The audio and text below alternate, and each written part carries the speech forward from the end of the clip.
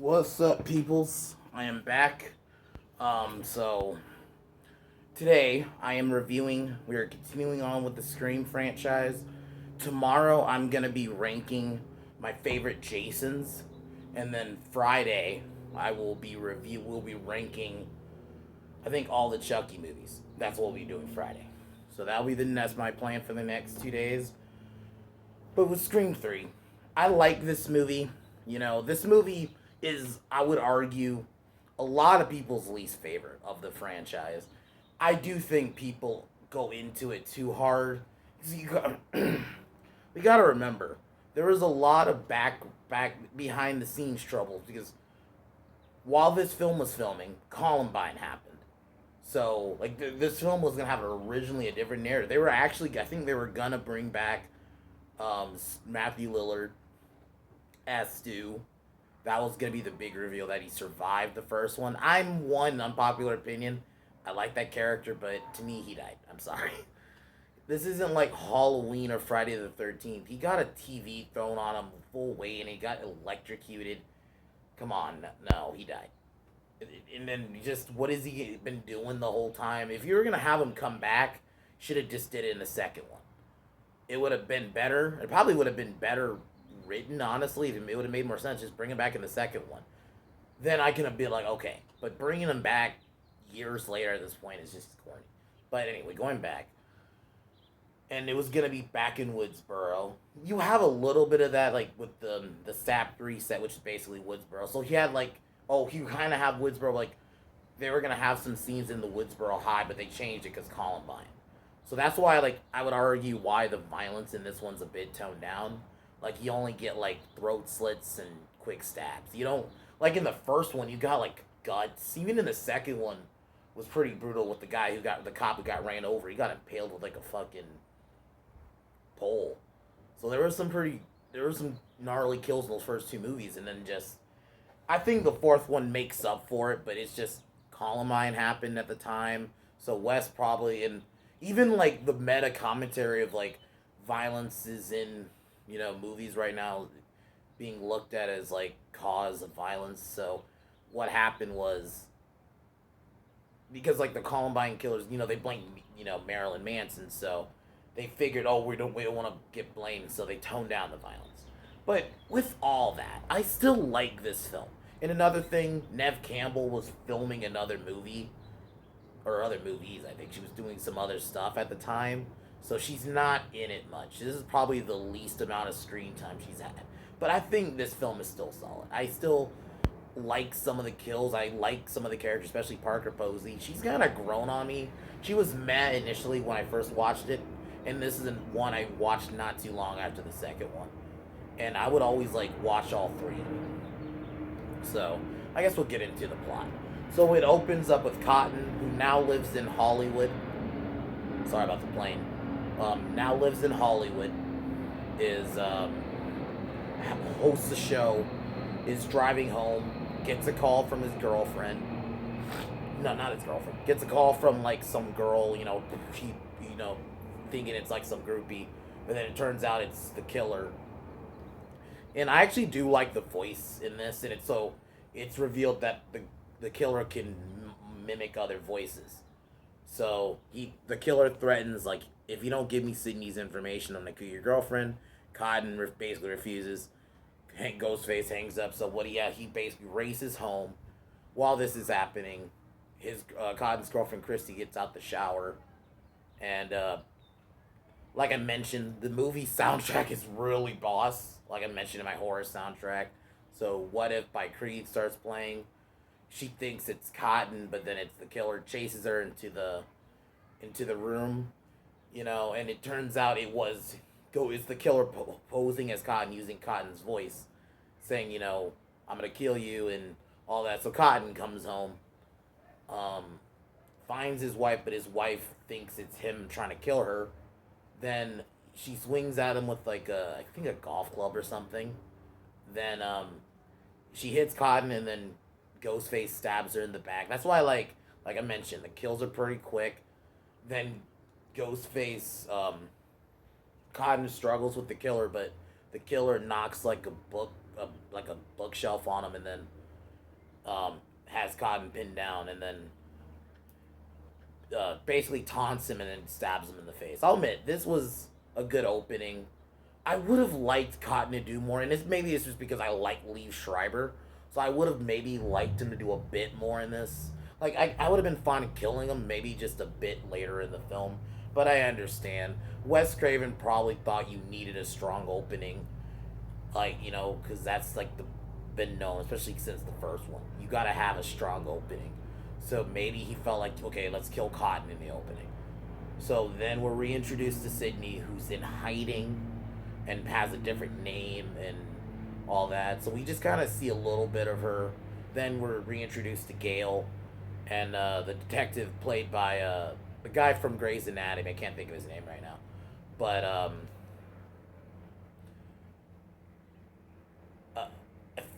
I have his name in my head, but I can't think of it right now. I think Patrick Dempsey. I think that's his name. I could be wrong.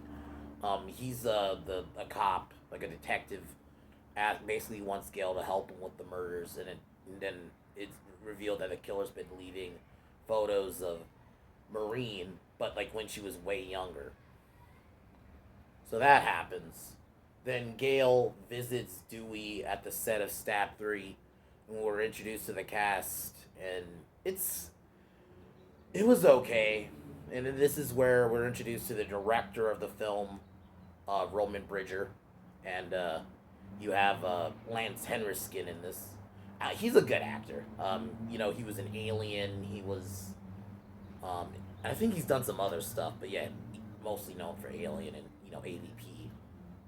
Then Gale finds out that meets the girl, Parker Posey's character, who's playing Gale, and it's revealed that Dewey lives with her. The only problem I have is I kind of get over by this point. I'm kind of over the whole shtick of Gale and Dewey. Like, just let them be together. Like this, like you already kind of did it in the second one where they have a little bit of a rift. Why are we doing that again? This like just no reason. And then um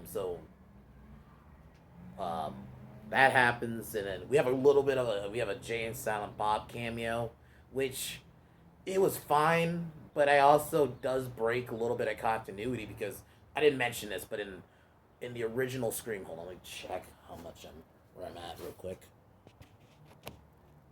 Okay, sorry about that. I just had to check it where I was at, but um, in Scream 1, in this when they're at Randy's house, there was a DVD of not a DVD but a VHS of Clerks, and it's like, so why is Jay? I mean, it could just be Jason Mewes and Kevin Smith in the costumes, but I don't know. Maybe they left it up in the air, but they played it off. Like, it says Silent Bob, so I assume they were them. But okay, whatever. So then we see Sydney sleeping, and then before that, she's having a conversation with her dad. And her dad's like asking her to come home back to Woodsboro if she didn't want to. Then we cut to her sleeping, and then her mom has like a ghost or a zombie comes to the window, and then Ghostface pops up, and then it was a dream. Then we're back at the studio. Jenny McCarthy's character, I think her name is Sarah. Sarah. So Sarah gets called back in, and she's talking to Roman on the phone. Then it turns out it's the killer, so she kind of starts hiding. Then the killer reveals himself. I'll admit, this scene was really good. When she's like hiding in the costumes, and then the killer steps out because it's a bunch of Ghostface costumes, and then like the knife slowly comes out, then the feet come out. I'll admit, it was a pretty good scene. Chases her, proceeds to stab her in the back really quick, and then yeah, then Gale and Dewey have a discussion about like the relationship. I just didn't like, are we really doing the riff thing again? It was just, we did that already in Scream 2.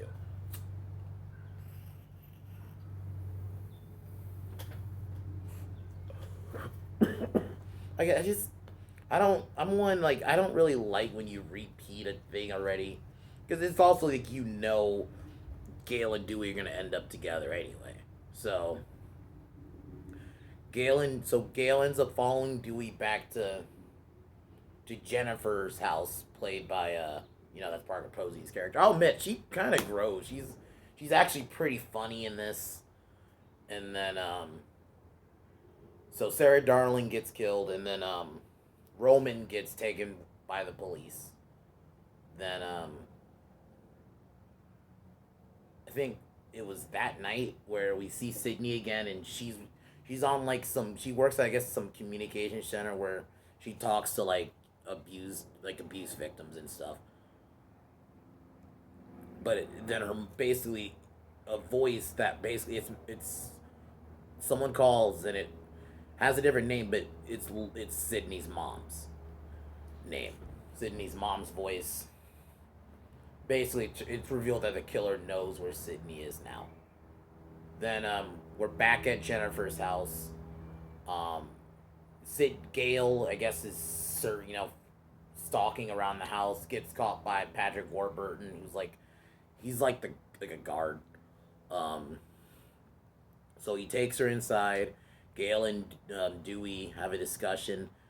Then they talk about the pictures that have been left, which have Maureen Prescott's face on it. And this is where we're starting to get revealed that she was an actress previously in Hollywood, because there's a still of Jennifer in the same place. Then the killer kills Stone, who was the guard. Then the killer starts faxing who he's gonna kill next. Ends up killing the guy who plays Dewey by blowing up the house. So yeah, like a big explosion scene. I'll admit this was pretty good, even though it's a little bit weird for a Scream film, but it works. Then the killer tries to kill Gale when they roll down the hill. Then Dewey shoots the killer, and then the killer's gone, and then leaves another picture. Then Gale almost kisses Dewey, then punches out Jennifer, who punched Dewey. Then we cut to back at the detective's office. And the detective basically wants Sidney Prescott, and this is where we kind of get a bit more of Sidney in this film now. It's like I think you get a bit more of her in the later bit of the movie. It's like the first half where she's not really involved. So Sidney comes in and meets up with Kincaid, that's what the officer's name is. I couldn't remember his name. So his name is Kincaid. He was a decent character. It was kind of nice having another detective type of character. So they all talk about if Sydney knew if Maureen was an actress. So they go to the studio. Then they meet with Randy Meek's sister. And then there's this video. This is why it was kind of stupid killing Randy. So he had this pre-recorded video that was basically from Scream 2. And basically he talked about a trilogy. I just felt like that was very contrived. It's a good scene. It was cool having, Randy there. But it just felt like a contrived way to get him in the movie. It was very weird to me. But I guess it works. They should have just never killed him. If you're gonna just bring him back anyway, because and it could just be Wes Craven was like, I wanted to get away. And also, I should have mentioned Kevin Williamson didn't write the script for this one. He wrote the script for the first two, then the fourth one. But I still like this film. I think it has a good pace. I like the LA setting. I like the different setting. At least. The one thing I like about these films is they're changing the setting up a bit. The first one was in Woodsboro. The second one was in Windsor College. The third one was in Hollywood. And the fourth one is back at Woodsboro. So it's a nice little change. So then they watch the video. Basically, Randy breaks the rules out for a trilogy. Then they split up. Gale goes on her own and meets up with Jennifer. This is where you have this a Carrie Fisher cameo, but they call her a different name, I think. It was kind of a little funny little scene. And then this is where it's revealed that Maureen, when she was in Hollywood, she had a different name. Her name was Rena Reynolds, not Maureen Prescott. So that worked for Milton, who was Lance Henriksen's character.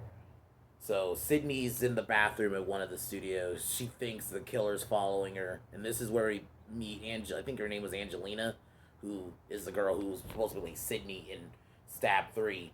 Then Sid ends up on the Stab 3 set where you have a little bit of that nostalgia of being in Woodsboro. She goes in the house that's supposed to be based off her house, and you have those moments where they play a little where the spot was where the thing from the first one would happen. They would play a moment from that, audio from it. Pretty good. It was a fun little thing. It was a good way to get Woodsboro in the movie, but I still think the film should have ended there, though. I mean, we're gonna get to when I get to the final act.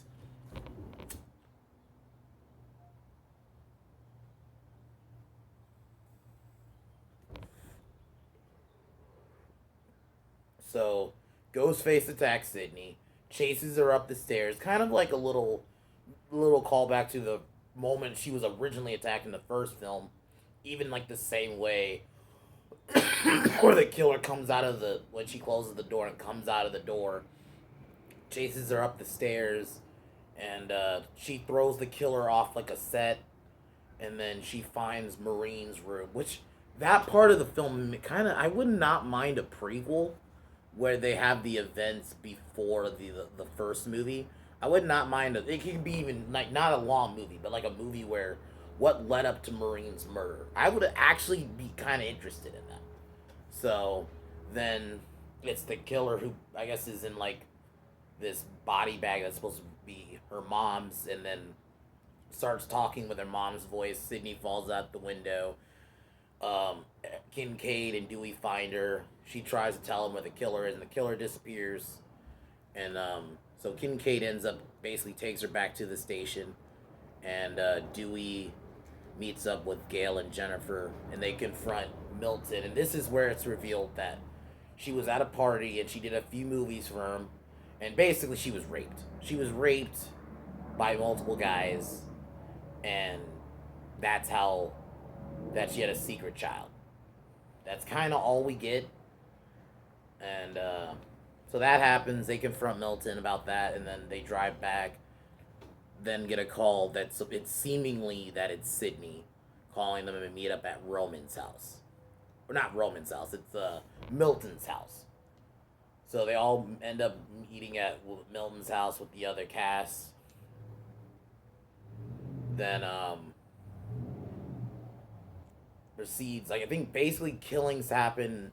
Angelina gets killed pretty quick. She's like I said, it's very quick, stabs, and then uh Jennifer gets killed. Pretty. I'll admit the chase scene where they're in this mirror, it's this one way mirror, and it's this hallway, and then even the way Jennifer goes out is kind of funny. She's I'm supposed to be she basically says I'm the killer. I'm supposed to be the killer in Stab 3, and Ghostface kills her and then throws her out the window.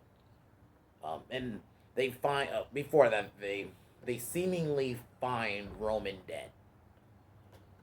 So um, then the killer incapacitates Gail. Then Gail tries to call Dewey. Then Dewey thinks it's the killer, but it's not. Then they find. Then he finds them, and then the killer throws his knife, and then the butt of the knife hits him, and he falls in. So basically, Ghostface ties them both up. Calls Sydney at the police station. Oh, I should have mentioned there was a pretty good scene between Kincaid and Sydney about trilogies and about her life. It was a nice little scene. I wonder if they were supposed to were kind of teasing them being a couple, and it just never. I'm kind of happy it didn't go that way. It was nice and interesting. But now back to the scene I was talking about. So Ghostface calls Sydney, tells him he has his friends tied up, has her friends tied up. Oh, I should have mentioned that Ty, the one black guy of the movie, gets killed. He gets killed by getting thrown off the balcony. If I had to say the best kill of the movie, I would say, because a lot of them were just the violence was toned down, so it's hard for me to pick one. Like, because they were all very. I guess ties, because that's the only one that was kind of brutal. So, Sydney arrives at Milton's house. The killer calls her again, just tells her to dispose of her weapons, and then comes in, tries to attack her. Then she has a secret gun and shoots the killer, seemingly takes him down, unties Gale, tries to untie Gale and Dewey, and then Kincaid shows up. Killer attacks Kincaid, knocks him out, proceeds to chase Sydney into a room. Sydney finds Milton's secret, like, film room. Then the killer shows up and then taunts her, and then basically reveals what happened to her mother in, like, more full detail, that her mom was taken advantage of, and that she got pregnant, and that the killer and found out that she changed her name to Maureen Prescott, and that the mom turned her down, and then the killer is revealed to be Roman. This is my issue with the movie. I think Roman as a killer was good in terms of the violence. Like, I think he was. It was an interesting take that it was one person, because we had already done like the two in two films, so it was like a nice different take. Oh, it was one person, and I like the voice changer aspect. It made it like more interesting, and it kind of made it to who actually could it be. But here was the problem was, her and Sydney never Roman and Sydney never had a scene together. Up until this scene, they had never had a scene together once in this movie. And I understand the circumstances. Nev Campbell was filming something else. But I feel like Wes Craven maybe could have tried to get like one scene of them together before. Because it ruins the reveal. Actually really liked the reveal when I first watched. I'm like, oh wow, it's a half brother. And it's also revealed that and I actually like this aspect, that it was him who gave him the footage of to Billy of his mom, of his father hooking up with Maureen. So he's the one who caused Billy to kill Sydney's mom, all for revenge for not taking him in. It is a little convoluted, but I actually like that aspect. But the problem I have with it is, um, they didn't have a scene together, so it's like the reveals like kind of takes the dramatic out of it when they didn't talk or interact at all. It was a nice little interaction here, him taunting her and all that, and he has Milton tied up, slits his throat, and wants to makes the audio of Sydney saying, "I'm gonna, killing Milton because what he did to her mother." So that was a nice little take. So they fight.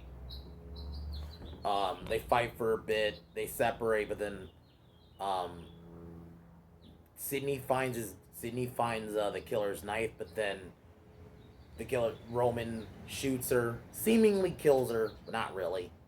Then Gale and Dewey end up getting untied, and then Kincaid gives Dewey his gun. Then so yeah, that happens, and then Roman's phone starts ringing, and Sydney stabs him in the back and starts stabbing him when he's down, and it's revealed she has a bulletproof vest. That's why. That was also why seemingly Ghostface was taking gunshots, is because he had a bulletproof vest on, which that was intelligent. I like that. So Sydney ends up stabbing Roman with the gun, and a nice little moment where she like clasps his hand. Then so Dewey and Gale get into the room. Then seemingly he's down. Then Roman pops back up, and then Dewey shoots him in the head.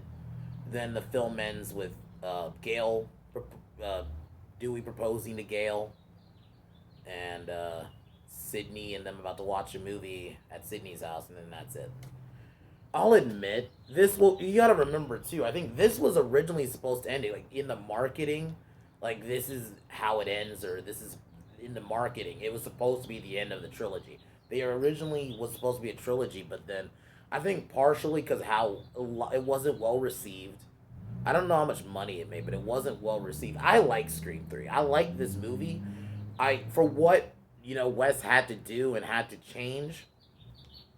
My only big issue is kind of how they did the Roman reveal. I think because him and Sydney didn't have a scene together at all up until that point, so it just kind of like, wait, how this is supposed to be dramatic, but you didn't even have a scene together. But overall, this movie is good. The kills are a bit weak because of the whole Columbine thing. Like I said, they were filming this when Columbine happened, so they had to tone down the violence. But the soundtrack was great.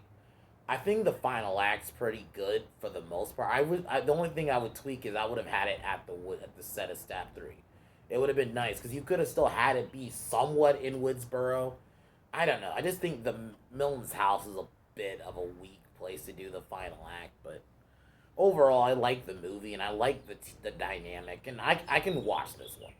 So out of 10, I'd give this one like a 7. Um, but I say watch it. You mean it may not be the best of the four, and I can understand why some people say 3 is better than 4. To me they're tied because, and I will get into that when I review Scream 4, which will more than likely be next week. Um, because but overall, I like this movie, and I say watch it. It's not the best of the four, but I say get into it. You'll like some things about. I like Ghostface's voice in this. I like the L.A. setting. I like some of the meta humor in it, and yeah. But other than that, tomorrow I'm gonna be ranking my favorite Jason actors, and this will not actors, but favorite Jasons in general, like from certain movies. I will that will This one will include Jason from Freddy vs. Jason, so I'm including that. That'll be tomorrow, and then Friday, I will rank all the Chucky movies. So, but I'm gonna take one more hit and peace out.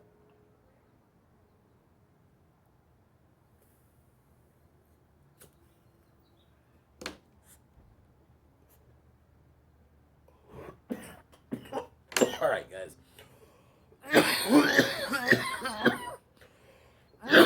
Talk to you guys tomorrow.